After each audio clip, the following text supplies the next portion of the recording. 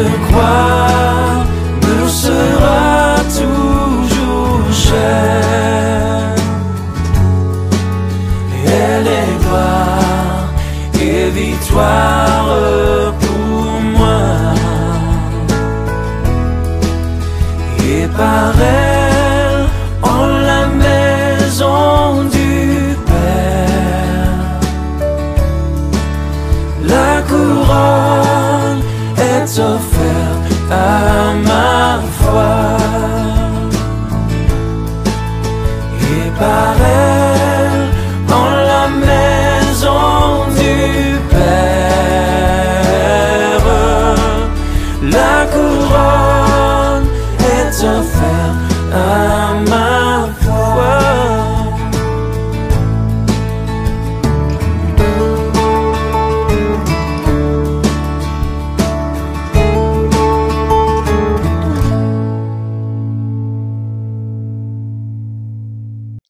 Alléluia. Il y a deux messages. Il y a un premier message et il y aura un second message aussi. Et nous sommes dans la fête, toujours la naissance de notre Seigneur et Sauveur Jésus-Christ. Et nous savons que ce jour est un jour joyeux. Ce jour est un jour joyeux, un jour d'amour de Dieu pour l'humanité tout entière. L'amour de Dieu pour les perdus. L'amour de Dieu pour les moins que rien. L'amour de Dieu pour les condamnés. Nous étions tous condamnés. Et peut-être que le monde ne comprend pas vraiment ce mot condamné. Nous étions voués à la mort. Parce que la Bible déclare que tous ont péché et sont privés de la gloire de Dieu. Mais Dieu nous a tellement aimés qu'il a donné son Fils pour que nous soyons sauvés. Et il est dit que celui qui ne croit pas au Fils ne verra pas la vie. Il n'aura même pas la vie, mais la colère de Dieu demeurera en lui éternellement. Amen. Alors, ce matin, frères et sœurs, j'aimerais nous parler de la naissance de Jésus. Mais la naissance de Jésus sous forme du prix à payer. Parce qu'il a payé un prix. Le Père Céleste a payé un prix. Est-ce que vous savez ça? Dieu a payé un prix pour sauver l'humanité. Et c'est de ce prix-là que je voudrais parler. Nous savons que les fêtes de fin d'année apportent la joie de voir se réunir les familles. La plupart du temps, les familles sont réunies, ils célèbrent, il y a des célébrations, il y a des rires, tout le temps, qui sont au menu. Et pourtant, dans cette même période de fête aussi, de l'année, c'est aussi celle qui connaît une augmentation de dépression et de suicide. Je n'ai jamais compris ça, que durant toute une année de janvier à novembre, c'est vrai, il y a des suicides, il y a des morts, il y a tout ça, mais au mois de décembre, ça s'amplifie. Et je me suis souvent posé des questions. Moi, qui travaille en collaboration avec la RATP, je vous assure que au mois de décembre, là, chaque jour, il y a des suicides. Chaque jour, vous allez entendre qu'un train s'est arrêté parce qu'il y a quelqu'un qui a sauté. Un train s'est arrêté parce qu'un train a percuté quelqu'un. À chaque fois. Au mois de décembre, ça s'amplifie. Et c'est une intéressante contradiction entre la joie d'un côté et de l'autre côté, la tristesse, les pleurs. Et grande joie, oui, de grandes réjouissances aussi, mais aussi une grande tristesse et souffrance qui se mêlent autour de cet événement qui a changé le destin de l'humanité. Qui a changé le destin de l'humanité. Prenons quelques instants pour détailler ensemble le prix à payer pour la naissance de Jésus. Indiscutablement, la naissance de Jésus est l'annonce, comme nous dit Luc chapitre 2, verset 10, « bonne nouvelle qui sera pour tout le peuple le sujet d'une grande joie. Alors que le monde entier devrait se réjouir en disant « Ah, Dieu a visité son peuple. Dieu nous annonce la venue de son Fils. Dieu fait homme est descendu au monde qu'il a créé pour les sauver, pour les délivrer. Mais on trouve plutôt des pleurs d'un côté et des réjouissances de l'autre. Bien sûr, nous n'allons pas extrapoler sur la date de naissance et tout ça. Ce n'est pas ça qui nous importe aujourd'hui. Il est plutôt primordial de reconnaître la naissance du Sauveur et la mise en place du plan de Dieu le Père pour notre salut.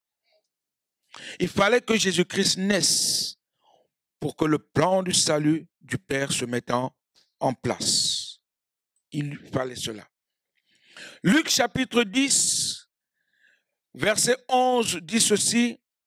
Aujourd'hui dans la ville de David, Luc chapitre 1, pardon, Luc chapitre 2, pardon, 10 et 11. Aujourd'hui dans la ville de David, il vous est né un sauveur qui est le Christ, le Seigneur. Aujourd'hui, il vous est né dans la ville de David un sauveur qui est le Christ. Et c'est l'annonce, l'ange annonce avant de rejoindre quoi? Dans une multitude de l'armée céleste pour louer Dieu. Il annonce et il est joint par une multitude de l'armée céleste pour louer Dieu. Au même instant, se met en place un phénomène dont nous ne mesurerons pas la gravité. Je vais vous expliquer c'est quoi.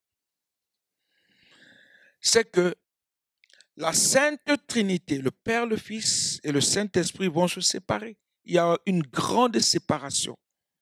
Jésus quitte son ciel de gloire. Jésus quitte son ciel de gloire pour devenir homme. Aïe. Pour être semblable à nous. Philippiens chapitre 2, j'ai pris la version Bible du Semeur, verset 6 à 10, qui dit « Lui, Jésus-Christ, qui, dès l'origine, était de condition divine, ne chercha pas à profiter de l'égalité avec Dieu, mais il s'est dépouillé lui-même et il a pris la condition de serviteur. Il se rendit semblable aux hommes en tout point, et tout en lui montrait qu'il était bien un homme. Il s'abaissa lui-même en devenant obéissant jusqu'à subir la mort, oui, la mort sur la croix. C'est pourquoi Dieu l'a élevé à la haute place et lui a donné le nom qui est au-dessus de tout nom, pour qu'au nom de Jésus, tout être humain s'agenouille dans les cieux et sur la terre et jusque sous la terre. Amen. Donc le nom de Jésus est au-dessus de tout nom. Vous savez, dimanche dernier, il y a quelques jours, j'ai parlé de Dieu est au contrôle de nos vies. Dieu contrôle nos vies. Et si Dieu est au contrôle de nos vies, et que nous savons que nous avons choisi celui qui est le chemin, la vérité et la vie, avec un cœur vrai et sincère, nous n'avons rien à craindre. Alléluia. Nous n'avons rien. C'est incroyable. Dieu a fait quelque chose, c'est que il est descendu lui-même sur la terre pour dire, hey, venez à moi. Venez à moi. Parce que vous êtes fatigués et chargés. Venez à moi. Parce que vous n'avez plus de solution. Venez à moi. parce que vous n'avez plus de chemin. Venez à moi, parce que la vérité dans le monde est obstruée. Venez à moi, parce qu'il n'y a plus de vie. Moi, je suis la vie. Et comme vous venez à moi, je vous redonne tout ce dont vous avez perdu. Mais venez à moi avec foi. Croyez en moi, croyez qui je suis, croyez que je viens d'en haut, croyez que je suis capable de faire toutes choses au-delà de votre imagination, de vos pensées, et vous êtes bénis. C'est là le plus dur, parce que ce que Dieu veut, c'est que nous nous donnons à lui vraiment. Et quand tu te donnes à lui, sa bénédiction te suit, sa grâce te suit, sa vie te suit, sa guérison est là. Même quand tu passes des moments difficiles, il te dit, même quand bien même tu souffriras, je suis là. Quand bien même ça n'ira pas, je suis là. Et quand ça va, je suis toujours là. Je t'apporte la joie, l'amour et la paix. La naissance de Jésus est l'annonce de notre salut au prix de la croix. Au prix de la croix. Dieu le Père laisse partir son Fils. Ce qui sort de lui, il le laisse partir. Quelle tristesse a dû les habiter à ce moment précis. Qui enverrai-je? Envoie-moi. Envoie-moi. Jésus-Christ a dit, envoie-moi. L'impensable, la séparation de l'union suprême allait pourtant arriver. Et sur la croix, Jésus va prononcer ces mots. Marc chapitre 15 verset 34.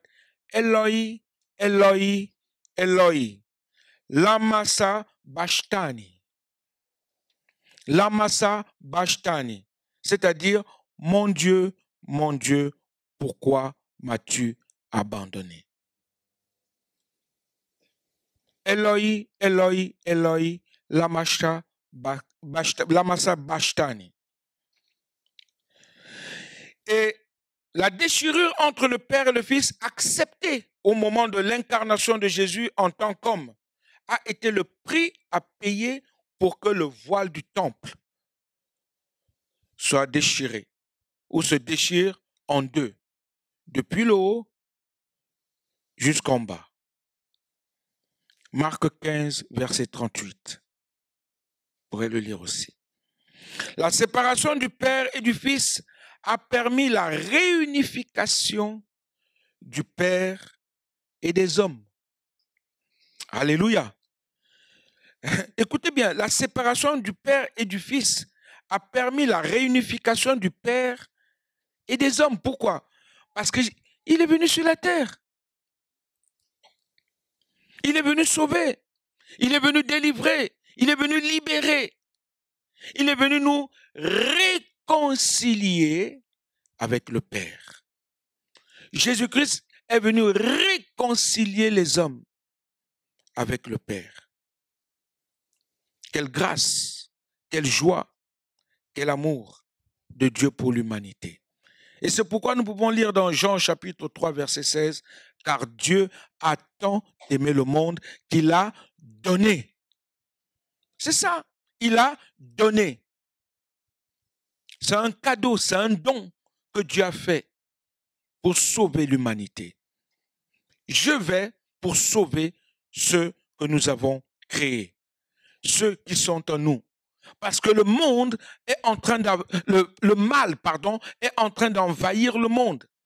Alors que nous sommes lumière et les ténèbres viennent envahir ce qui est à nous. Et c'est pas bon. Donc j'y vais pour donner la lumière, pour redonner espoir, pour redonner la joie, pour redonner la vie, pour redonner la victoire, pour redonner la délivrance, pour redonner l'amour perdu. Regardez vous-même, à chaque fois qu'on essaye d'être heureux, joyeux, en paix, l'ennemi vient semer les zizanies, semer des querelles, semer des troubles, semer des maladies, semer des problèmes, semer le mal, afin que nous puissions renoncer à celui qui a été donné, que nous renonçons à le suivre, alors qu'il dit lui-même, venez à moi. Sommes-nous prêts à le suivre ce matin? Sommes-nous prêts à dire, Seigneur, je suis là parce que je reconnais ta majesté pour moi, pour nous. Alléluia. Bien sûr, Jésus-Christ est Dieu. Il a vaincu la mort à la croix. Il a vaincu la mort et il a vaincu Satan.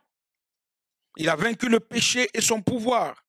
Il a payé le prix et a remporté la victoire pour toi et pour moi. Pour toi et pour moi. Romains chapitre 6, verset 9 dit, Christ est ressuscité des morts. Christ ressuscité des morts ne meurt plus. La mort n'a plus de pouvoir sur lui. La mort n'a plus de pouvoir sur lui. Romains 6, verset 9. Christ, ressuscité des morts, ne meurt plus. Il a vaincu la mort. Il a vaincu la mort, mon frère, ma soeur. Ça veut dire que nous avons la vie en lui. Toute la vie. Amen. Tout est résumé dans Éphésiens chapitre 2, verset 4, qui dit, mais Dieu, qui est riche en miséricorde, à cause du grand amour dont il nous a aimés, nous qui étions morts par nos offenses, nous a rendus à la vie avec Christ. C'est par grâce que vous êtes sauvés. C'est par grâce que vous êtes sauvés. Il nous a rendus, il nous a donné la vie en Jésus. Nous sommes sauvés par, nous ne méritions même pas de vivre. Nous ne méritions pas de vivre. Nous étions voués à la mort totale. Tous, sans exception. Tous. C'est par grâce que vous êtes sauvés. Parce que Dieu nous a tant aimés. Permettez-moi de vous illustrer une petite histoire. Très simple. Si en conduisant, nous qui conduisons des voitures, vous êtes arrêté par un agent de police que vous avez commis, parce que vous avez commis un excès de vitesse, par exemple, la justice veut que vous ayez une amende tout de suite. Parce que lorsqu'un policier vous arrête pour excès de vitesse, il vous salue d'abord et il vous dit bonjour. Vous savez pourquoi je vous arrête? Oui, vous avez fait un excès de vitesse. Donc je vous donne une amende. Le policier peut faire preuve de miséricorde, n'est-ce pas? Il est capable. C'est vrai, vous êtes en infraction, c'est vrai, vous reconnaissez la faute. Mais il faut déjà reconnaître la faute. On ne va pas faire comme certains, quand on les stoppe, ils commencent plutôt à crier ou à gesticuler ou à sortir des noms d'oiseaux envers l'agent de police. Et c'est souvent là où que ça dégénère et ça crée des problèmes. Mais quand tu reconnais ta faute, le policier voit ta sincérité, comment tu es sincère et vrai en toi. Il peut faire preuve de miséricorde. Il peut écrire cette amende, puis te regarder et la déchirer devant toi. Il est capable. Ou il peut aussi faire preuve de grâce, c'est-à-dire de payer l'amende, payer cette amende que lui-même il vous donne pour que la justice soit accomplie. Ça, j'aimerais voir ça. C'est pas facile. D'habitude, c'est monsieur, attention, ne recommencez pas, d'accord? Bon, allez-y maintenant. Il peut faire ça. Et imaginez, lui, il prend ton amende, il dit, laisse, moi je vais payer ton amende. Un policier, oui, il met l'amende dans sa poche, ou bien, comme aujourd'hui on peut payer sur place, il prend son portable et il paye sur place pour toi. La grâce de Dieu, la miséricorde et la grâce de Dieu en même temps. Alléluia. Romains chapitre 3, 24 dit, nous sommes gratuitement justifiés par sa grâce, par le moyen de la rédemption qui est en Jésus-Christ. C'est ce que Dieu a fait pour nous. Est-ce que nous comprenons cela? Dieu l'a fait pour toi comme pour moi. Pourquoi donc courir à gauche? Pourquoi courir à droite? Pourquoi chercher des choses qui ne sont pas des vaines choses? Alors que Dieu a pourvu pour l'humanité. Aujourd'hui, la naissance de Jésus doit être quelque chose de merveilleux pour l'humanité. On doit dire, hé Dieu, tu nous as tant aimés. Je veux encore plus m'accrocher. Je veux encore plus m'attacher. Je veux encore plus te donner ce que je suis, ce que j'ai, afin que tu en sois le maître absolu. Tu sois tout ce que mon esprit, mon âme et mon corps désirent. Cette période de l'année doit nous pousser à l'adorer et à la reconnaissance comme les anges annonçant la naissance du Sauveur, car la Sainte Trinité a accepté de se séparer pour que justice soit accomplie et que le prix soit payé, afin que nous soyons réunis avec notre Père. Alléluia. Oui, la naissance de Jésus doit être célébrée. Le salut de Dieu est gratuit, mais le salut de Dieu n'est pas bon marché. Il est gratuit, mais pas bon marché. Ne le galvaudons pas, parce que Christ Mass en anglais, Christmas, est la naissance du Christ et le début de l'accomplissement suprême de l'amour de Dieu pour nous. Quand Jésus-Christ est né, ça a été le début de l'accomplissement suprême de l'amour de Dieu pour nous. Dieu nous démontrait par là que je vous aime. C'est pourquoi je viens, moi, vous m'offrir pour vous, parce que je vous aime. Est-ce que ce matin, nous avons encore beaucoup d'amour pour notre Seigneur et notre Dieu? Est-ce que nous l'aimons vraiment? Amen. Voilà. C'est tout ce que je voulais dire ce matin, parce qu'il y a un deuxième message. La naissance de Jésus, le prix à payer. Soyez bénis. Est-ce que vous aimez Jésus-Christ?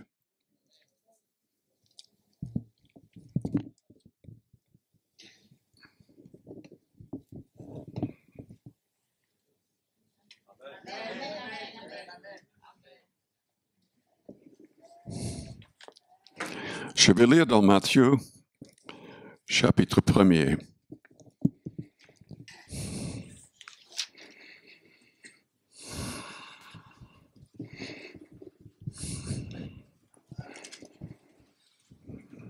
Verset 18.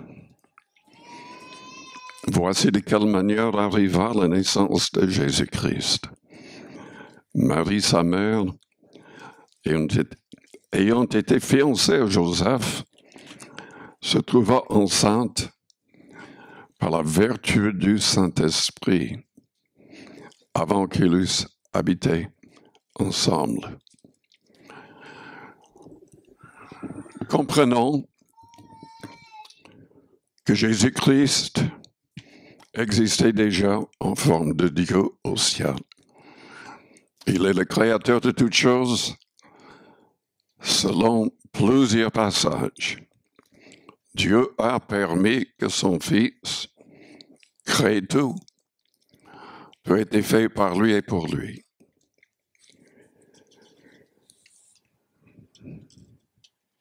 Jésus-Christ s'est dépouillé pour entrer dans le corps de Marie.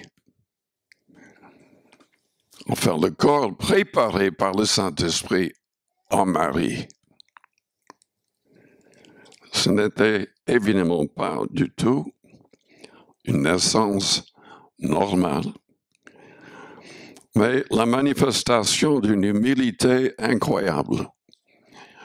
Parce que Jésus-Christ était égal avec Dieu le Père. Et il a renoncé à tout cela. Il est devenu un serviteur, comme le frère l'a mentionné, afin de mourir pour vous et pour moi.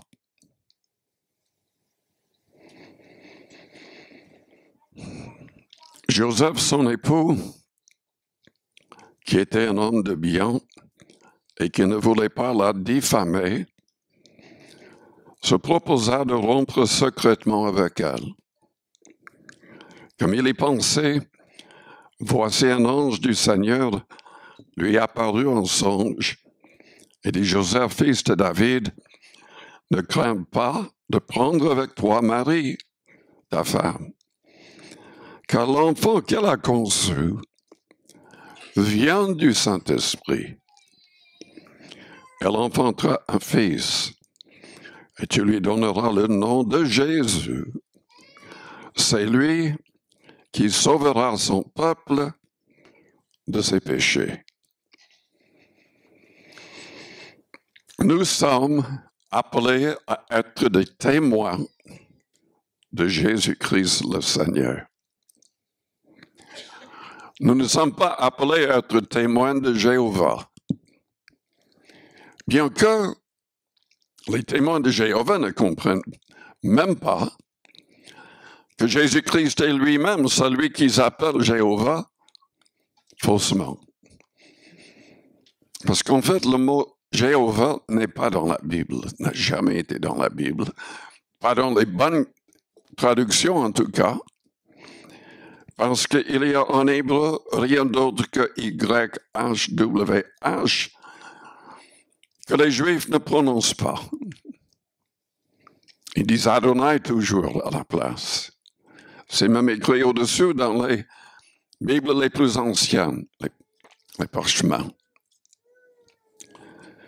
Et dans le Nouveau Testament, Jésus-Christ et les apôtres ont suivi aussi cela.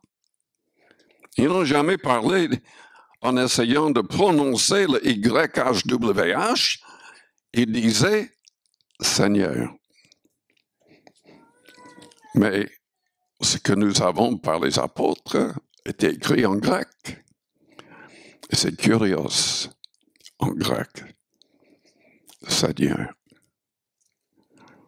Il faut comprendre que quand la Bible dit que le monde entier va confesser que Jésus est Seigneur, c'est dire qu'il est Dieu.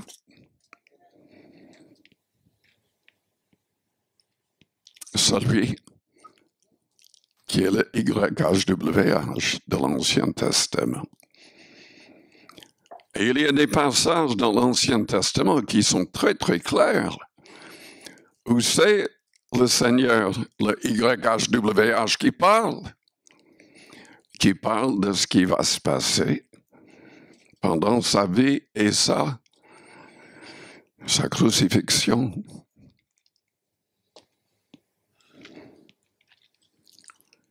Si vous êtes visité par les témoins de Jéhovah, il ne faut pas passer beaucoup de temps avec eux.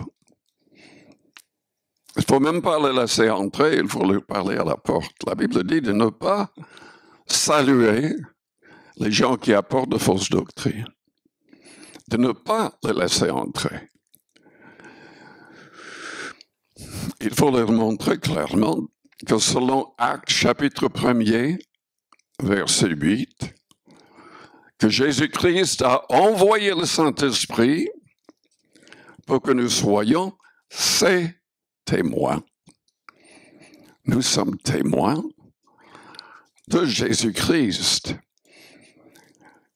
Eux, ils vont insister, mais le nom de Dieu, c'est Jéhovah.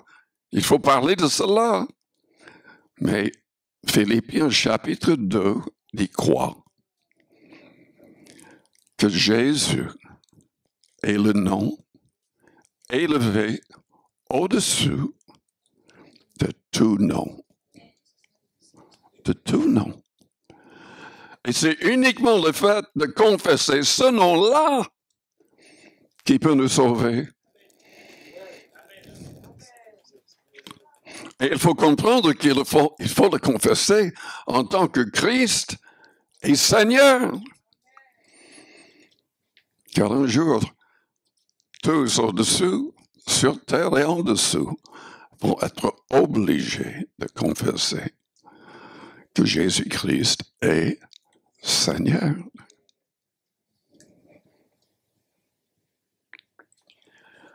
Mais l'essentiel de ce qui est mentionné dans Matthieu 1, verset 21, c'est marqué, c'est lui qui sauvera son peuple de ses péchés. Nous sommes tous condamnés parce que nous avons tous péché. En dehors de Jésus-Christ, tous les hommes sont condamnés déjà. On n'a même pas besoin d'attendre le jour du jugement. Si on n'accepte pas Jésus-Christ comme Seigneur et Sauveur, on est fichu en avance.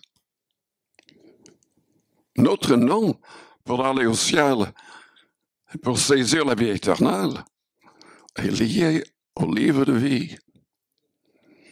Est-ce que votre nom est écrit dans le livre de vie? C'est ça qui compte. Et notre nom ne sera jamais écrit dans le livre de vie.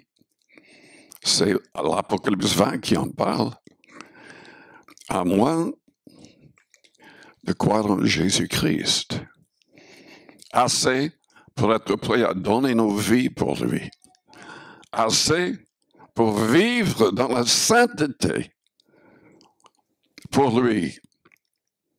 Assez pour le mettre, pour tout faire, pour mettre ses commandements en pratique. Assez pour renoncer à tout pour le suivre. Est-ce que vous avez fait le nécessaire pour que Jésus vous sauve? Ce n'est pas une simple croyance de la tête. Ça doit venir du cœur, la Bible dit. Et nous devons confesser tout ce que la Bible, le Nouveau Testament nous enseigne. Il est sorti du Père, il est Seigneur, il est le seul Sauveur. Vous savez, nous avons de plus en plus de soi-disant prédicateurs, pasteurs, apôtres, prophètes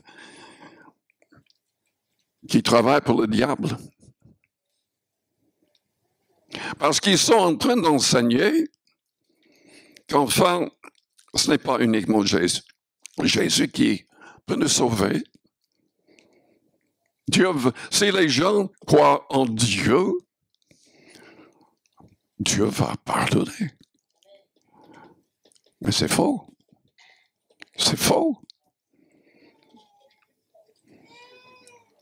Il n'y a qu'un seul vrai Dieu et il n'écoutera personne qui ne mentionne pas le Fils. Nous n'avons même pas le droit de prier Dieu sans mentionner le Fils. Nous n'avons même pas le droit de remercier Dieu sans mentionner le Fils. Éphésiens 5 souligne cela. Et c'est quelque chose qui n'est pas enseigné souvent, malheureusement. Éphésiens 5. Nous lisons comment rester rempli de l'Esprit. Mais déjà, nous devons appartenir au Christ. Pour appartenir au Christ, nous devons recevoir son esprit. Il y a des gens qui souvent lisent de tels passages, mais qui n'ont jamais reçu l'esprit. Comment recevoir le Saint-Esprit? C'est simplement en priant, en louant? Absolument pas. Il y a beaucoup de gens qui fréquentent des réunions, qui commencent même à faire des sons. Les gens leur disent, mais vous êtes baptisés du Saint-Esprit. C'est complètement faux. Mais complètement faux. Parce que ce qui est indispensable, c'est ce que Jésus-Christ a dit dans Jean 14 au verset 15. Si vous m'aimez, gardez mes commandements. Et je prierai le Père. Et alors, c'est le Père qui va envoyer, qui va nous envoyer le Saint-Esprit. Si nous ne sommes pas en train de faire le maximum, mettons ces commandements en pratique, nous ne serons jamais sauvés. Nous ne recevrons jamais le vrai Saint-Esprit. Il y a plein de gens. Il y a même des églises où les gens parlent en langue, mais ce n'est pas le vrai parler en langue. Je peux vous dire cela parce que il y avait, je me rappelle, il y avait 2 femmes qui étaient dans le mouvement charismatique catholique qui ont commencé à venir et se sont rendus compte qu'elles n'étaient même pas baptisées d'eau. Pourtant, les 2 avaient eu, enfin, quelque chose dans ces réunions. Ils avaient parlé en langue. Mais en fait, quand nous avons prié pour eux, et ils étaient vraiment baptisés du vrai Saint-Esprit, ils se sont dit, mais c'est pas du tout la même chose. C'est pas du tout la même chose. Et ce qui était troublant, c'est que elles m'ont donné des cassettes de ce qui était enseigné dans ces réunions avec des milliers de personnes. En fait, les prêtres qui enseignaient soutenaient toutes les fausses doctrines, qui sont de manière évidente fausses, bibliquement. Et ensuite, prier pour que les gens parlent en langue. On doit être basé dans la vérité de la parole. Nous devons aimer Jésus-Christ vraiment et nous devons connaître ses commandements et ce qui est enseigné. Si nous voulons recevoir le vrai. Je peux vous dire que je me rappelle, j'ai visité une église qui était soi-disant pentecôtiste comme notre église. Mais tout le monde priait en langue. Mais moi, je suis sorti vite parce que je me suis rendu compte que cet esprit-là qui agissait n'était pas du tout le vrai Saint-Esprit. Ce n'était pas les vrais parler en langue. C'était quelque chose, une imitation terrible. Et j'ai appris par la suite que les responsables, enfin, c'était des gens qui mettaient toujours l'accent sur l'argent pour s'enrichir, quoi.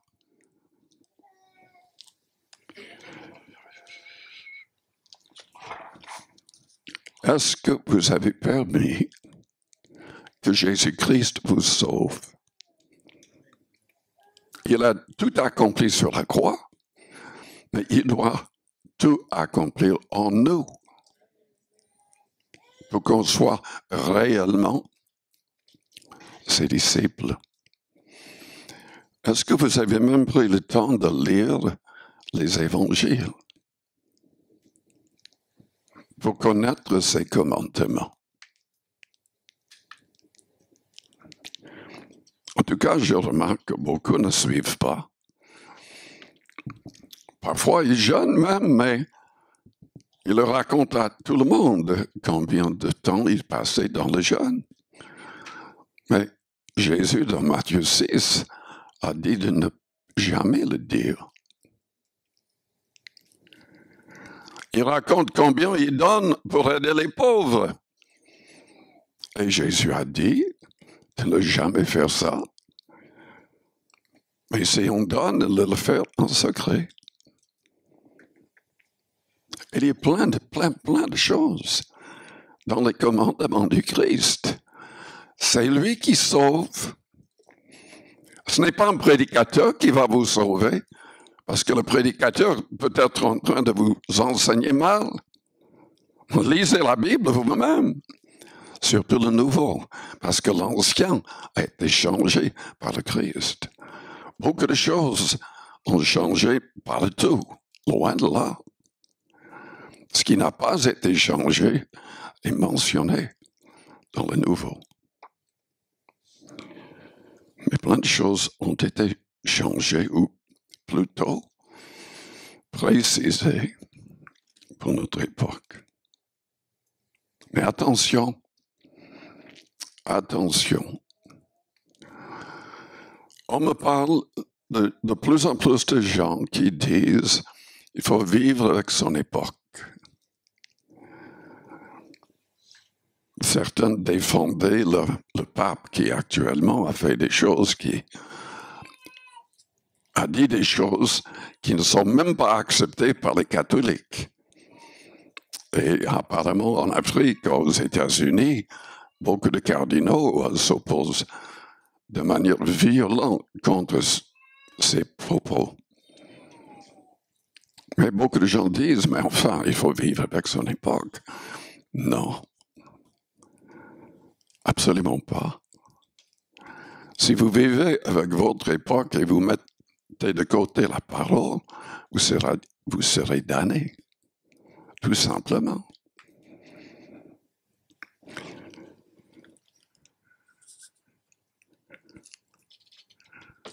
Jésus-Christ a dit que peu de gens seraient sauvés. Dans Matthieu 7. Peu de gens. Parce qu'ils ne veulent pas entrer par la porte étroite, par le chemin resserré. Jésus est la porte, il est le chemin, il est la vérité. Nul ne vient au Père que par lui. Et rien ne peut changer. Vous ne pouvez rien changer du Nouveau Testament. Évidemment, vous devez le comprendre correctement. Parce qu'il y a des gens qui enseignent, qui ne comprennent pas pleinement ce qui est marqué. Mais si vous changez la vérité, si vous acceptez autre chose, vous serez damné.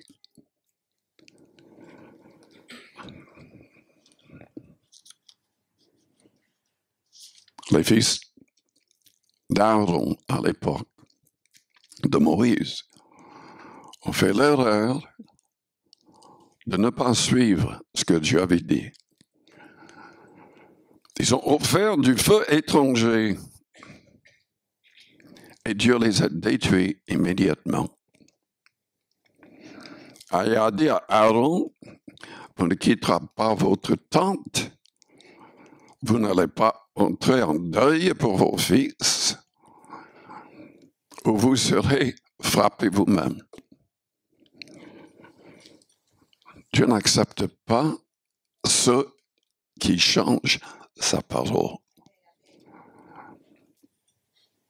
Paul a dit dans 1 Corinthiens 15, les 2 premiers versets, que même si on change les termes utilisés par les apôtres pour présenter l'Évangile, sa foi serait vaine. Vaine. Oui, il y aura beaucoup de chrétiens, des gens qui se disent chrétiens, qui seront rejetés par le Christ au jour du jugement. Parce qu'on ne peut pas tricher avec la parole. On ne peut pas changer pour être à la mode avec son temps. C'est la parole qui change les modes et les temps.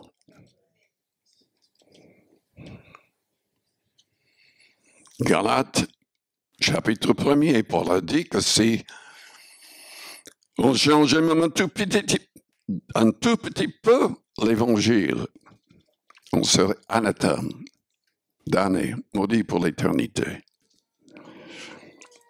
Jude a dit la même chose. Versets 3 et 4. Nous devons aimer Jésus-Christ et ses commandements. Nous devons avoir une relation réelle et profonde avec lui, afin de recevoir son esprit. Car si quelqu'un n'a pas l'esprit de Christ, il ne lui appartient pas. Romains 8, verset 9. Nous devons tout faire pour appartenir à Dieu et pour plaire à Dieu. Jésus a dit dans Matthieu 7, ce ne sont pas ceux qui disent Seigneur, Seigneur, qui entreront dans le royaume des cieux, mais celui-là seul qui fait la volonté de mon Père. Avez-vous fait le nécessaire pour que Jésus vous sauve? Je vous invite à fermer vos yeux, courber vos fronts. Nous devons recevoir l'Esprit et marcher selon l'Esprit, crucifiant notre chair avec ses passions et ses désirs. Nous devons renoncer pleinement à nous-mêmes pour accomplir son plan pour notre vie. Est-ce que vous avez cette sorte de relation avec le Seigneur? Si vous ne l'avez pas, je vous encourage à commencer à prier, à jeûner, à lire sa parole comme jamais auparavant. Il y a énormément de gens qui prient, qui passent par le baptême même, mais en fait, il n'y a pas de relation réelle avec le Christ. Le Saint-Esprit n'est pas là non plus. Si vous m'aimez, gardez mes commandements, il a dit. Et alors je prierai le Père. Il vous donnera un autre consolateur, l'Esprit de vérité.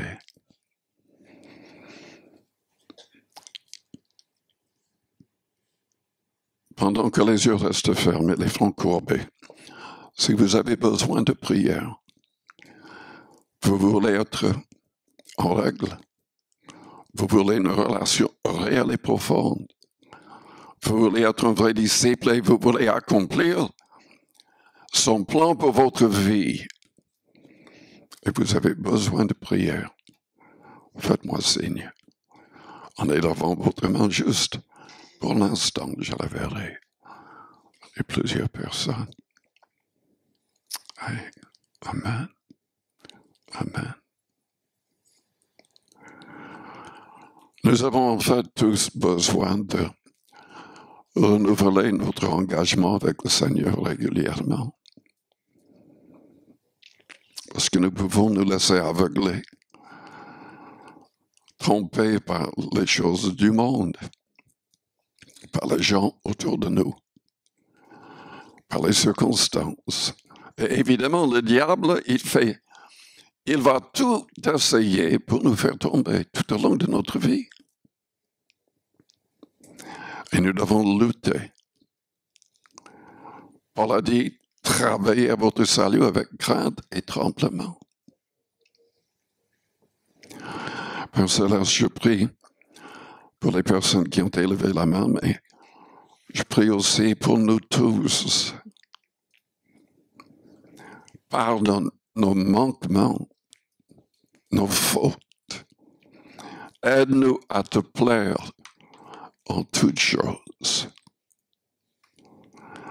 Que le Saint-Esprit puisse agir pleinement en nous et au travers de nous.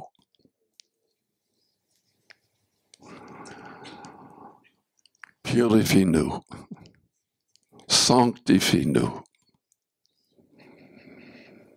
Que notre expérience soit réelle.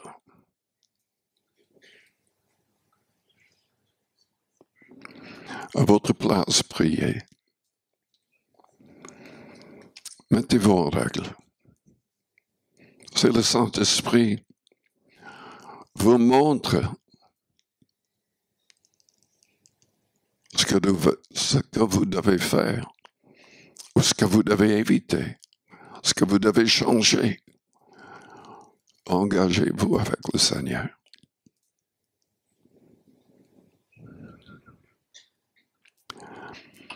En fait, je vous invite tous à vous lever. Si vous avez besoin de prière, peut-être que vous êtes malade physiquement. Peut-être qu'il y a d'autres problèmes et vous avez besoin d'un miracle. Ou vous voulez simplement aller plus loin spirituellement avec le Seigneur. Je vous invite à venir vers le devant et nous prierons pour vous avec l'imposition des mains. Et venez rapidement avec foi pour que le Seigneur agisse. C'est le Seigneur qui agit, mais c'est lui qui a demandé qu'on prie ainsi. Donc venez. Venez vers le devant, élevez vos mains vers le ciel.